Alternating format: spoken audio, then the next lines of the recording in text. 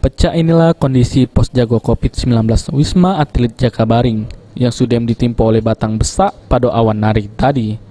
Robohnya batang besak ini karena disebabkan ditiup oleh angin kencang dibarengi hujan deras. Menurut Najib, penjaga pos COVID-19, pas kejadian dia sama dua kawannya lagi di tenda pos jago. Pas dengar ada suara batang yang nak rubuh, lalu dia ngajak metu kawannya dari tenda tersebut guna nyelamat ke diri.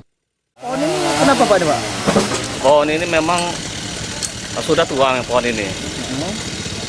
Kita jam 14.30 tadi disertai angin, roboh menimpa tenda penjagaan COVID Rumah Sehat di Jakabaring. Jakabaring Pak. Pas hujan tadi Pak, hujan terus?